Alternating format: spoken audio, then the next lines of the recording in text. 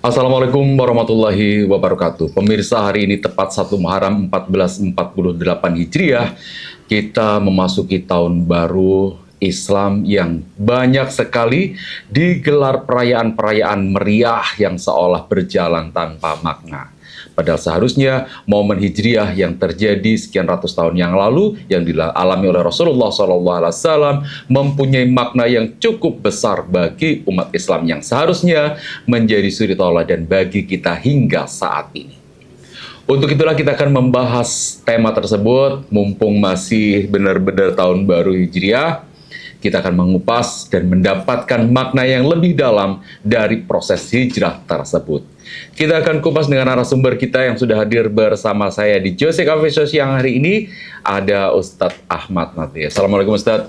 Waalaikumsalam warahmatullahi wabarakatuh. Alhamdulillah. Itu gimana? Alhamdulillah sangat baik. Alhamdulillah. Baik Ustadz, kita tadi malam baru saja merayakan tahun baru Hijrah yang di mana-mana dirayakan seolah-olah gempar gempitanya itu mewakili semangat Islam, seolah-olah yang terjadi seperti itu. Kan mereka memang merayakan ini tahun baru Islam, ini tahun baru Islam.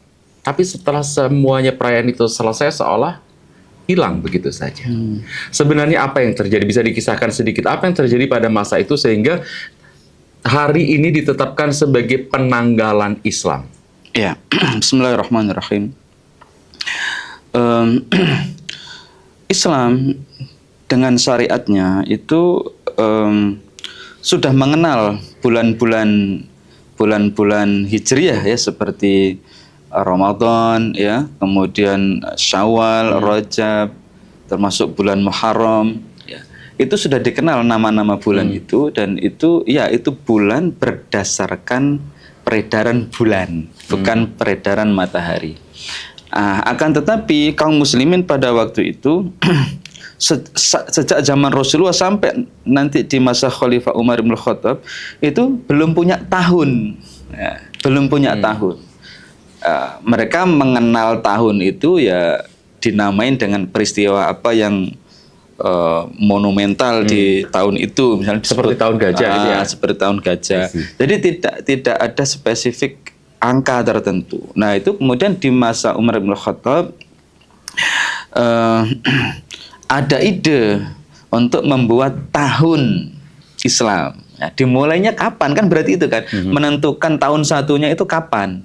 Nah, kalau tahun Masehi kan dimulai di tahun lahirnya Nabi Isa Al-Masih alaihissalam. Nah, umat Islam gimana dong gitu? Apakah dimulai dari lahirnya Rasulullah? Itu ditolak oleh Khalifah Umar. Ataukah dari tahun diangkatnya Muhammad SAW sebagai Nabi dan Rasul? Itu juga ditolak. Enggak, jangan itu.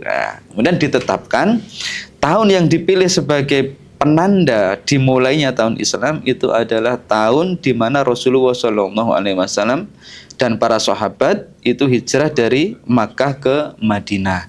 Karena ini merupakan momen di mana kaum muslimin betul-betul memiliki kehidupan Islam, menjadi pembeda bainal haq wal batil. Yang sebelumnya mereka hidup di dalam sistem jahiliyah, lalu hidup di dalam sistem Islam. Nah, itulah yang dipilih oleh Khalifah Umar bin Khattab sebagai penanda tahun pertama. Nah, gitu. Diambilnya tahun pertama itu di situ, maka disebut tahun Hijriyah. Tahun yang berdasarkan momen hijrahnya Rasulullah SAW dan para sahabat dari Makkah ke Madinah. Itu sesungguhnya adalah momen yang bersifat politis, ya, bukan sekedar perayaan-perayaan yang tadi tanpa makna itu. Ini momen yang luar biasa, politis dan juga ideologis. Politis karena memang kaum muslimin sebagaimana tadi disampaikan itu hidup dalam tatanan yang sebelumnya itu jahiliyah menjadi tatanan yang Islamiyah, dan ideologis ya karena memang itu juga gitu. Karena kaum muslimin berpindah dari ideologi kufur menjadi ideologi Islam. Jadi bisa dikatakan ini terjadi proses perubahan peradaban begitu ya, dari betul. kehidupan sebelumnya. Dari peradaban jahiliyah di mana jahiliyah itu intinya adalah kehidupan yang tidak berdasarkan wahyu, gitu. Kemudian kaum muslimin hidup dengan aturan-aturan dari langit, gitu. Nah, di situ menariknya. Nah, Rasulullah pada saat itu kan menyatakan mendapat perintah untuk hijrah. Beliau berhijrah dan diikuti oleh para sahabat, diikuti para sahabat yang beriman. Kemudian mereka berhijrah dari Mekah ke Yasrib yang kemudian disebut Madinah. Rasulullah ada juga sempat menyampaikan hati-hati menjaga niatnya. Kalau salah, nah ini bagaimana kita mengkaitkannya dengan kehidupan kita sekarang. Dengan semangat hijrah, dengan menjaga niat ini terhadap secara pribadi maupun secara umum dalam beragama. Iya. Hadisnya kan innamal a'malu binniyat wa innamal likulli imri'in ma nawa. Faman kanat hijratuhu ilallahi wa rasulihi fa hijratuhu ilallahi wa rasulihi wa man kanat hijratuhu lidunya yusibuha aw imra'atin yankihuha fa hijratuhu ila ma hajara ilaihi. Sesungguhnya amal itu bergantung niatnya. Barang siapa yang hijrahnya, nah kita dikasih contoh salah satu amalan soleh di dalam Islam. Ya, hijrah itu adalah amalan soleh karena diperintahkan oleh Allah Subhanahu Wa Taala dan Rasulnya. Tetapi jika amalan soleh ini tidak dilakukan karena Allah Subhanahu Wa Taala, maka itu tidak mendapatkan apa-apa nanti di akhirat, gitu. Nah, ini kemudian menjadi prinsip di dalam Islam itu, amalan itu diterima kalau satu sesuai dengan syariat, yang kedua dilakukan karena Allah Subhanahu Wa Taala. Nah, itu contohnya amalan hijrah, itu adalah amalan yang diperintahkan oleh syariat, lalu kemudian niatnya harus lillahi ta'ala. Meskipun itu amalan sesuai dengan syariat, tapi kalau niatnya bukan karena Allah, tapi karena perempuan misalnya, karena crushnya ini ikut hijrah, maka dia juga ikut, gitu. Karena ngejar itu, gitu. Maka itu tidak mendapatkan pahala dari sisi Allah Subhanahu Wa Taala. Nah, apalagi jika kemudian orang melakukan suatu amalan yang memang tidak ada basis syariatnya dan juga bukan karena Allah Subhanahu Wa Taala. Diniati sama itu tambah-tambah itu. Nah, gitu. Kalau sekarang kan orang lebih sering kita mendengar kata hijrah itu mewakili persoalan ketika seseorang yang ngerasa dulu kehidupannya tidak begitu baik, kemudian mencoba untuk kembali ke jalan Allah, itu yang menjadi makna sekarang. Orang, alhamdulillah saya sekarang sudah berhijrah. Nah, apakah memang cukup begitu secara personal atau sebenarnya nggak selesai di situ? Itu bagus ya. Jadi bahwa orang secara personal atau secara pribadi ingin melepaskan diri dari kehidupan yang tidak Islami, dari circle yang tidak Islami, dari komunitas yang tidak Islami, atau dari kehidupan yang intinya itu banyak maksiatnya, kemudian dia beralih ke kehidupan yang penuh dengan ketaatan, itu bagus. Dan memang ada sebuah hadis dari Rasulullah SAW. Hadis ini diriwayatkan oleh Imam Al-Bukhari di dalam kitab Sahihnya. Rasulullah SAW bersabda, al-muslimu man salimal muslimuna min lisanihi wa yadihi wal muhajiru man hajara ma nahallahu anhu. Jadi orang Islam itu, orang disebut muslim itu indikatornya adalah ketika orang lain itu selamat dari gangguan lisan dan tangannya. Itu salah satu indikatornya. Dan yang disebut al-muhajir, orang yang hijrah, itu adalah orang yang berhijrah dari apa-apa yang dilarang oleh Allah Subhanahu Wa Taala. Jadi dari tidak taat menjadi taat. Akan tetapi kalau kita perhatikan momen hijrah yang dilakukan oleh Rasulullah SAW dan para sahabat yang menjadi momentum pemisah antara al-haq wal batil tadi itu sesungguhnya bukan hijrah personal, gitu. Bukan hijrah personal. Kalau hijrah personal itu sudah terjadi sebelum-sebelumnya. Misalnya Umar ibn Khattab yang tadinya itu menyembah berhala, ya, yang tadinya itu hidup dalam kemusyrikan, bahkan membunuh putrinya hidup-hidup, mengubur putrinya hidup-hidup, itu menjadi pribadi yang kemudian mengimani ajaran Rasulullah SAW, masuk Islam, hidup penuh dengan ketaatan. Itu kan sudah hijrah dalam makna personal itu kan. Tetapi yang dilakukan oleh Rasulullah SAW dan para sahabat berpindah dari Makkah ke Madinah, ini hijrah yang sifatnya itu komunal, itu hijrah yang sifatnya komunal. Dan memang Islam itu menariknya di sini, Mas. Islam itu bukan agama individual. Gitu. Coba perhatikan Quran surah Al-Fatihah misalnya ya. Di sana ada pernyataan iyyaka na'budu wa iyyaka nasta'in. Hanya kepadamu kami menyembah dan hanya kepadamu kami mohon pertolongan. Dan doanya pun seperti itu, ihdinas siratal mustaqim, tunjukkan kami gitu. Jadi ada aspek berjamaahnya gitu. Kaum muslimin itu ada aspek berjamaahnya. Nah, disinilah maka nanti ketika kita lihat syariat Islam itu memang ada syariat-syariat tertentu yang dibebankan kepada individu dan ada syariat-syariat tertentu itu yang dibebankan kepada mereka kaum muslimin sebagai sebuah jamaah, sebagai sebuah masyarakat. Nah, ketika kita bicara tentang masyarakat inilah nanti akan kita lihat betapa berbedanya antara masyarakat yang tidak Islami dengan masyarakat yang Islami. Nah, Islam itu memerintahkan umat Islam untuk membentuk masyarakat yang Islami. Tidak hidup penuh ridho, diam saja ketika masyarakatnya itu tidak Islami, harus ada perubahan, gitu kan. Nah, dalilnya adalah man ra'a minkum mungkaron falyughayyirhu. Barang siapa yang melihat kemungkaran, maka hendaklah dia mengubah kemungkaran tadi itu. Nah, kalau kita bicara tentang masyarakat itu kan isinya bukan sekedar kumpulan individu, tetapi individu-individu yang berkumpul, yang berinteraksi secara terus-menerus. Mereka bisa berinteraksi secara terus-menerus itu karena mereka punya kesamaan pemikiran, punya kesamaan perasaan, dan mereka hidup diatur dengan aturan-aturan yang sama. Gitu. Maka mengubah masyarakat itu maksudnya adalah mengubah pemikiran, perasaan, dan aturan-aturannya itu. Nah, itulah yang diusahakan oleh Rasulullah SAW di kota Makkah. Yang intinya tidak berhasil. Nah, gitu kan. Coba kita lihat, perhatikan dakwah beliau selama di Makkah itu, 13 tahun di Makkah itu kan usaha untuk mengubah ini kan, mengubah pemikiran-pemikiran jahiliyah, perasaan-perasaan jahiliyah, dan aturan-aturan jahiliyah yang ada di sana. Tetapi kan tidak berhasil. Allah Subhanahu wa taala mentakdirkan begitu gitu. Meskipun usahanya sudah sangat keras, betapa banyak pengorbanan beliau dan kaum muslimin di periode Makkah itu. Tapi kemudian Allah menjadikan kota Yasrib sebagai kota yang mau menerima dakwah, mau menerima dakwah. Pemikiran di sana berubah, perasaan mereka juga berubah, dan mereka siap diatur dengan hukum-hukum Islam. Nah, inilah yang kemudian menjadikan Rasulullah SAW itu mengajak para sahabatnya untuk hijrah ke sana. Gitu. Dimulai dari situlah kemudian peradaban Islam itu berkembang ke seluruh penjuru dunia. Baik. Nah, begitu. Saya masih akan mempertajam konsep hijrah secara personal, Ustaz.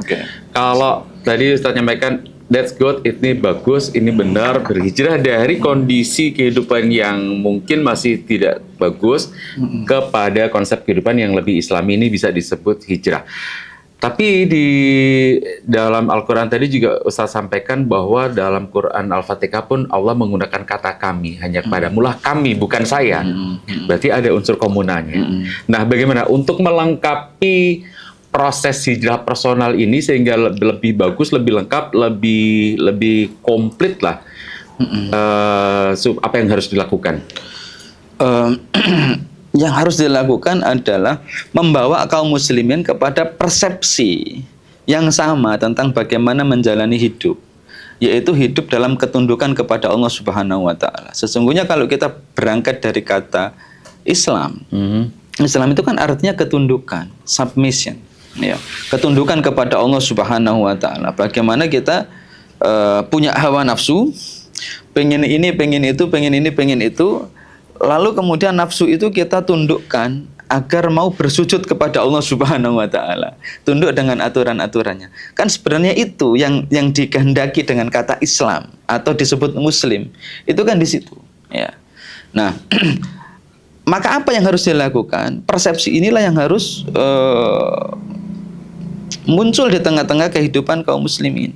Artinya mereka itu sama-sama memahami bahwa kita ini hidup di dunia ini untuk diuji oleh Allah Subhanahu wa taala siapa yang mau tunduk, siapa yang enggak. Kan bukan final destination kita kan bukan di sini kan, tapi setelah mati kan. Nah, kaum muslimin itu mengimani adanya surga dan adanya neraka dan hidup di dunia ini sebagai batu ujian untuk menentukan seseorang itu nanti endingnya di surga atau di neraka. Maka kalau mau ke surga harus hidup dengan syariat Islam. Ya, hidup dengan aturan-aturan Islam. Nah, aturan-aturan Islam itu memang oleh Allah Subhanahu wa taala tidak hanya diperuntukkan untuk individu tetapi juga untuk masyarakat gitu kan. Ya. Disitulah pentingnya adanya sebuah masyarakat yang Islami. Ya. Ada perintah kaum muslimin itu untuk menghukumi manusia dengan hukum-hukum Allah Subhanahu wa taala. Ya gitu. Misalnya ayat fahkum bainahum bima anzalallah atau wa anihkum bainahum bima anzalallah. Hukumilah manusia itu dengan hukum-hukum yang diturunkan oleh Allah Subhanahu wa taala. Itu idealnya kehidupan Islam. Makanya Rasulullah SAW itu tidak ridho hidup di Makkah. Berusaha sedemikian keras untuk mengubah kondisi di Makkah itu. Nah, ketika tidak berhasil, beliau mencari suku-suku yang lain. Ada 19 suku yang beliau datangi. Beliau tawarkan Islam kepada mereka dan 19-nya ini menolak semua. Baru kemudian ketemu yang nomor 20 itu. Suku ke-20, suku Aus ya. Dan suku Khazraj yang dari Yasrib itu. Mereka lah yang kemudian menerima Islam itu. Nah, di situ itu menunjukkan bahwa memang seperti itulah seharusnya kehidupan Islam itu. Yang menentramkan itu ya seperti itu. Nah, bayangkan seandainya kita, misalnya gini, betapa susahnya ya kaum muslimin mau jadi baik di tengah-tengah masyarakat yang tidak Islami. Misal kita mau mendidik anak, menjadi anak yang soleh, anak yang berbakti dan seterusnya. Tapi teman-teman mereka di sekolah tidak seperti itu. Tontonan-tontonan yang ada di berbagai media sosial tidak seperti itu. Yang mereka lihat di tengah-tengah masyarakat adalah berbagai macam pelanggaran terhadap syariat Allah Subhanahu wa taala. Kita mengajarkan kepada mereka untuk menutup aurat, keluar rumah mereka melihat aurat berserakan di mana-mana. Bahkan pada saat momen misalnya ya yang dikatakan memperingati tahun baru Islam. Itu kok bisa diperingati dengan buka aurat di mana-mana. Ini kan enggak ideal kondisi seperti ini kan. Betapa sulitnya gitu. Kita sendiri jangankan mendidik anak, mendidik diri kita sendiri juga begitu kan. Karena orang itu hidup dipengaruhi oleh lingkungannya. Nah, ketika lingkungan itu lingkungan yang buruk, ya ibaratnya kita ini apa ya, hidup di luar habitat kita gitu kan. Mestinya terjadi kegelisahan yang luar biasa gitu. Nah, di situ apa yang harus dilakukan? Menyebarkan kesadaran untuk hidup tunduk kepada Allah Subhanahu wa taala. Okay.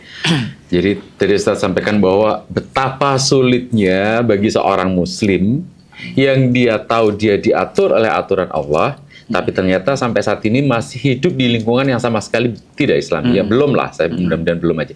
Yang belum Islami. Padahal kita ini kan di Indonesia sebagai masyarakat dengan jumlah muslim terbanyak. Kita baru saja mendapatkan kabar bahwa jamaah haji juga terbesar dari Indonesia. Tapi kenapa kondisinya masih sangat tidak Islamis? Ya, tadi itu pemikiran Islam itu belum mendominasi. Artinya masih banyak di antara saudara-saudara kita itu yang menganggap kehidupan Islam itu ya hanya di ranah individual. Ya. Kesalehan-kesalehan itu ranahnya individual saja. Lalu kemudian merasa kehidupan yang sifatnya publik itu tidak perlu diatur pakai aturan Islam. Nah, ini kan namanya nalar sekularisme. Nalar sekularisme inilah yang hari ini menjadi semacam virus asing di tengah-tengah kehidupan umat Islam yang membuat kaum muslimin sendiri itu akhirnya merasa asing dengan kehidupan Islam, gitu. Kehidupan Islam. Bahkan sebagian kaum muslimin takut diatur dengan agamanya. Nah, ini kan musibah ini, musibah. Padahal aturan-aturan Islam itu datang ya diberikan oleh Allah Subhanahu wa taala untuk kebahagiaan dunia akhirat. gitu. Untuk kebahagiaan dunia akhirat. Jadi bukan sekedar begini ya, bukan sekedar kalau kita itu taat kepada aturan Islam, itu nanti baru di akhirat kita akan mendapatkan pahala yang banyak, di dunia sengsara. Nggak kayak gitu konsepnya. Gitu. Tapi orang yang mau menerapkan Islam, ya, itu akan bahagia dunia sampai akhirat, akan mengalami ketenangan hidup, ya, itu sejak di dunia sampai di akhirat. Contoh kecil misalnya, mana yang lebih bahagia di dunia ya? Orang jujur atau orang yang suka bohong? Itu kan? Lebih tenang orang jujur sih. Lebih tenang orang jujur kan gitu. Orang yang mukanya berseri, ramah, atau orang yang cemberut, mana yang lebih membahagiakan? Iya. Itu kan. Nah, memasang muka ceria, berseri-seri, itu perintah Islam gitu. Itu lo membahagiakan, gitu kan. Mana yang lebih membahagiakan, berbagi dengan sesama, memberi, atau pelit, gitu kan? Coba, itu kebahagiaannya sejak di dunia. Nah, demikian pula syariat-syariat Islam yang lain. Mana yang lebih membahagiakan? Orang yang sholat atau orang yang tidak sholat? Mana yang lebih membahagiakan? Orang yang pakai kerudung menutup auratnya atau orang yang membiarkan auratnya terbuka? Sama aja. Mana yang lebih membahagiakan? Orang yang menerapkan hukum-hukum Islam di bidang ekonomi atau yang menerapkan kapitalisme sekuler? Nah, kita sekarang bisa rasakan kan bagaimana kehidupan ekonomi kita lah saat ini ya di Indonesia. Ketika diterapkan ekonomi kapitalis sekuler ini, dampaknya bagaimana? Ekonomi kita ini membahagiakan atau mengkhawatirkan? Gitu.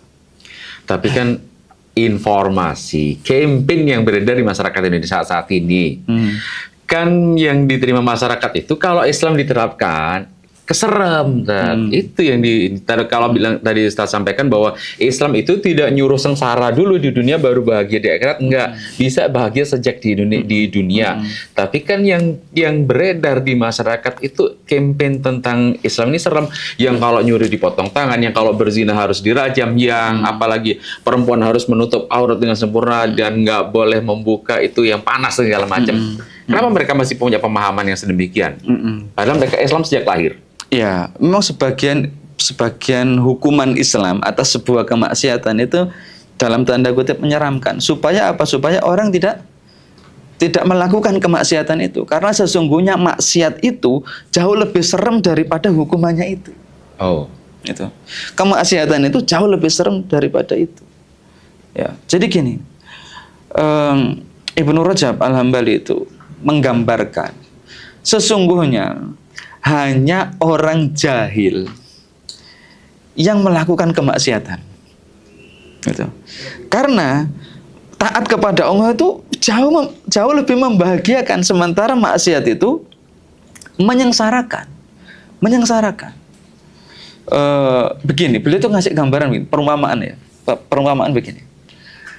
Orang yang merasa haus, ya, itu kan pengen minum, Mas. Dia itu rela. Ini ibarat orang yang melakukan maksiat ya. Dia itu rela minum minuman yang dia tahu di situ itu ada racunnya. Dengan harapan nanti setelah minum ini saya akan pergi ke rumah sakit untuk dapat obat gitu di sana. Bodoh nggak orang seperti itu? Bodoh kan.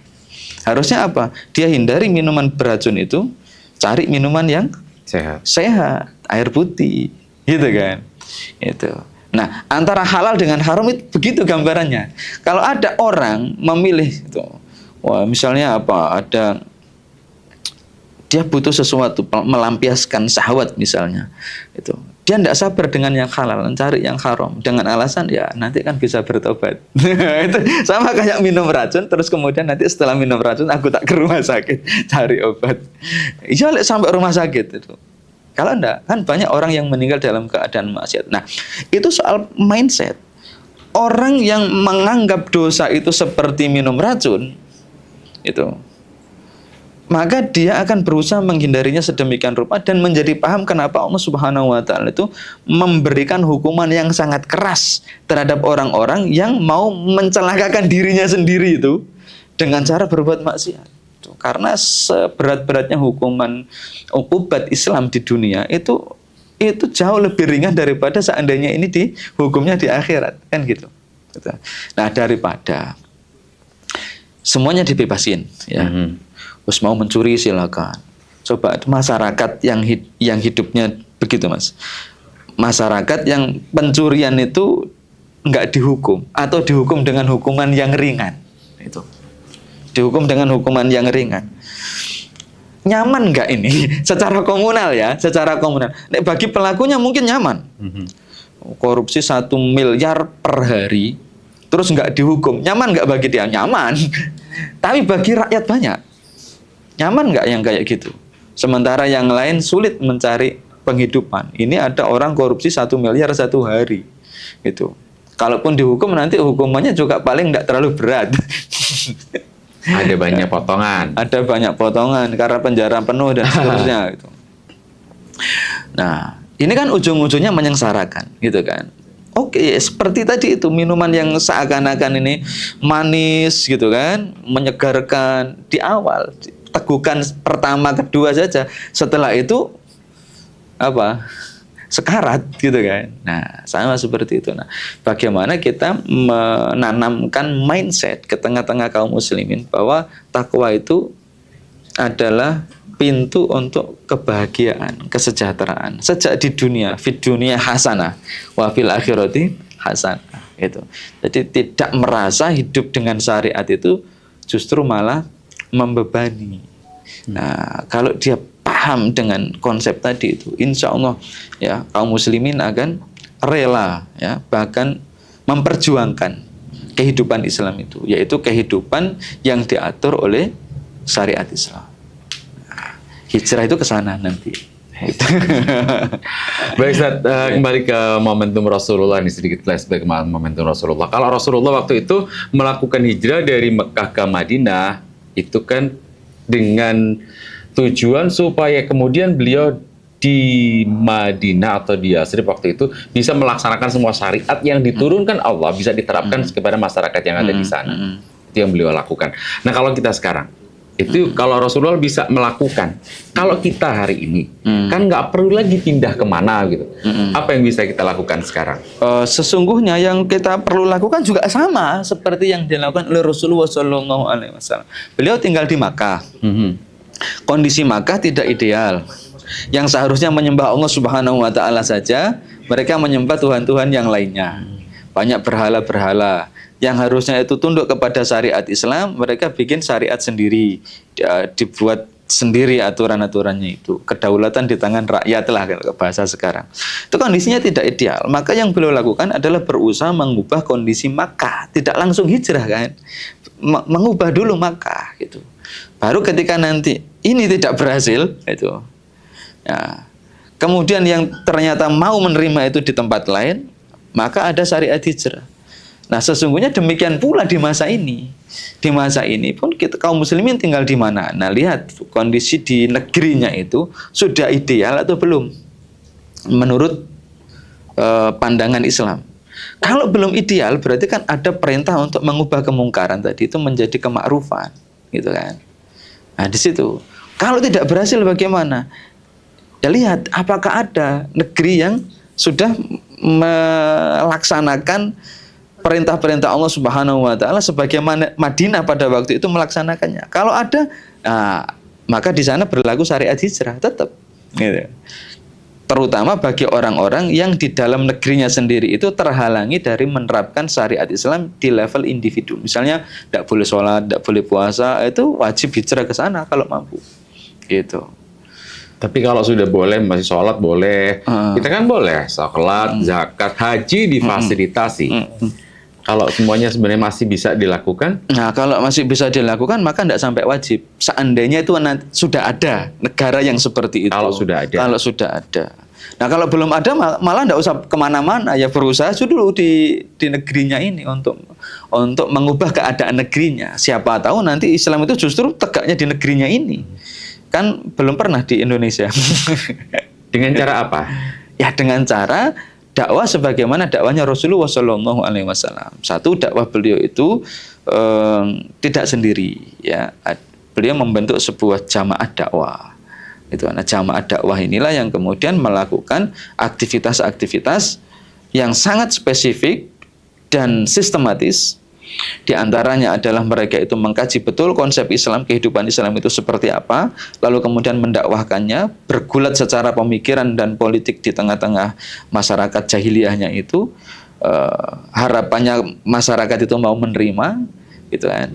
Sampai kemudian nanti ada pemegang kekuatan, ya, para ahlul quwahnya itu memberikan nusrohnya, kan begitu.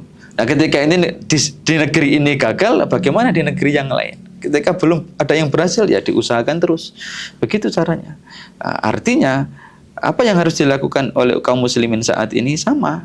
Kaum muslimin sehari ini mesti juga mengkaji bagaimana konsep kehidupan Islam itu dulu yang harus dipahami supaya kita ngerti tuntutan yang diberikan oleh Allah Subhanahu wa taala dan Rasulnya kepada kita itu sebenarnya apa sih sebagai pribadi maupun sebagai sebuah masyarakat dalam sebuah komunitas yang namanya negara itu bagaimana yang seharusnya.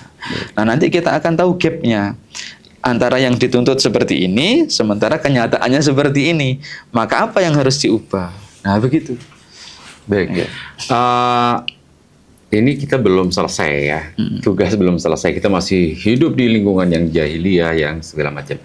Sebenarnya kan dengan jumlah mayoritas Muslim terbesar yang saat ini ada ini, siapa yang kemudian mendapatkan tugas untuk berupaya mengupayakan supaya syariat Islam ini bisa kembali diterapkan? Apakah seluruh umat Islam atau tugas para ulama yang mereka punya kemampuan atau knowledge about that, atau tokoh-tokoh tertentu saja? Yang diwajibkan semua umat Islam. Semua umat Islam yang sudah balik, ya, itu punya kewajiban ini, karena bunyi hadisnya tadi kan man ra'a minkum mungkaran, siapa saja yang melihat adanya kemungkaran maka dia hendaknya melakukan upaya untuk perubahan, gitu. Itu tidak hanya kewajiban para ulama, tidak hanya kewajiban para tokoh masyarakat, tapi kewajiban seluruh umat Islam. Karena yang namanya fardu kifayah itu fardu untuk seluruh kaum muslimin. Bukan sekedar fardu untuk komunitas tertentu, misalnya komunitas ulama, gitu. Bahwa itu butuh ilmu, iya. Nah, makanya begini. Karena itu butuh ilmu, maka kaum muslimin juga mestinya mencari ilmu, gitu kan, untuk kepentingan perjuangan ini. Karena memang ilmu ini yang menjadi senjata paling utama, gitu. Ya. Selain tentu saja keikhlasan, pengorbanan, keistiqomahan, kesabaran di jalan dakwah. Karena kalau tanpa ilmu ini, jadi nanti nggak terarah. Arah perubahan itu kemana, kan nggak jelas jadinya, nggak tahu konsep aslinya. Nah, maka disitulah kajian-kajian keislaman yang tidak hanya membahas ranah personal, tapi juga membahas bagaimana kehidupan publik, ya, yang sesuai dengan syariat itu seperti apa, ya perlu terus diperbanyak di tengah-tengah kaum muslimin. Minimal mereka itu tahu tuntutan Islam itu seperti ini dan kenyataannya belum seperti itu. Maka ada sebagian dari syariat Islam ini yang belum kita tunaikan, gitu. Dan nanti akan diminta pertanggungjawaban di akhirat. Nah, nalar itu yang mesti ada di tengah-tengah umat, gitu. Jadi bisa dianalogikan seperti kalau pada masa Rasulullah beliau memerintahkan jihad, maka semua muslim yang udah balik harus berangkat jihad, nggak cuma yang pandai perang, gitu saja. Ya, itu kalau jihad defensif begitu. Tapi kalau jihadnya itu ofensif kan memang fardu kifayah. Nah, gitu ya, secukupnya. Baik Ustadz, kita jadi tahu makna hijrah itu begitu dalam, begitu detail dan mendalam ketika kita mau mengupasnya, dan ini menjadi menarik sekali. Seharusnya semua umat Islam paham, ya, seharusnya umat Islam tahu bahwa hijrah itu tidak sekedar merayakan tahun baru saja, tapi ada hal-hal yang harus kita lakukan di balik prosesi hijrah tersebut. Kayaknya sudah cukup menarik obrolan kita. Ada closing statement yang ingin disampaikan, Ustadz? Ya, di momen hijrah ini. Momen hijrah hendaknya terutama para mubalik, ya, para mubalik yang berbicara di hadapan umat itu tidak hanya mengisahkan tentang bagaimana Rasulullah bersembunyi di Gua Thur, ada laba-laba, ada burung yang bersarang di situ. Bukan hanya momen itunya, tapi sebenarnya ada peristiwa apa di baliknya, ada tujuan apa di balik momen itu yang perlu disampaikan ke tengah-tengah umat, sehingga umat menjadi paham bahwa Rasulullah dan para sahabatnya itu ada upaya dari mereka untuk melakukan perubahan peradaban dari peradaban jahiliyah yang tidak dituntun oleh wahyu, yang dituntun oleh hawa nafsu, menjadi peradaban yang islami, yang dikehendaki oleh Allah Subhanahu wa taala, dan inilah yang mendatangkan fid dunya hasanah wa fil akhirati hasanah tadi. Sehingga kaum muslimin hari ini menyadari posisi mereka ini. Posisi mereka hari ini tidak sama seperti kaum muslimin di Madinah pada waktu itu kan. Ya. Kita semua tahu bahwa umat Islam hari ini tidak hidup dengan Islam secara kafah. Maka hendaknya ada kesadaran di tengah-tengah umat Islam bahwa mereka belum memenuhi tuntutan Allah Subhanahu wa taala, dan hendaknya mereka takut akan hari penghisaban. Ketika Allah Subhanahu wa taala bertanya, apa yang kalian lakukan pada saat kalian hidup di tengah-tengah kehidupan yang tidak Islam? Apakah melakukan perubahan atau diam saja? Nah, gitu. Dan itu hukumnya fardu bagi seluruh muslim. Fardu bagi seluruh muslim. Alhamdulillah. Terima kasih banyak Ustaz. Terima kasih atas masukan informasinya yang cukup luar biasa. Mudah-mudahan apa yang kita sampaikan ini didengar banyak umat dan mencerahkan umat Islam umum khususnya di Indonesia. Amin, amin. Baik pemirsa, demikian tadi obrolan saya dengan Ustadz Ahmad Nadif, menghadirkan beliau untuk mengupas tuntas kondisi hari ini, di mana momentum 1 Muharram sebagai tahun baru Islam tidak hanya sekedar dirayakan untuk pesta pora yang tanpa makna. Seharusnya kita bisa menggali makna yang lebih dalam bahwa proses yang dilakukan Rasulullah berhijrah dari Mekah ke Madinah adalah proses perubahan peradaban dari kehidupan yang jahiliyah menuju masyarakat yang Islam yang diatur sepenuhnya dengan syariat Islam. Jangan lupa untuk like, komen, dan share untuk supaya lebih banyak lagi yang tercerahkan dengan obrolan-obrolan yang kita lakukan. Kita ketemu lagi di pertemuan selanjutnya, tetap di Jose Cafe Show. Assalamualaikum warahmatullahi wabarakatuh. Waalaikumsalam warahmatullahi wabarakatuh. Terima kasih banyak. Alhamdulillah selesai.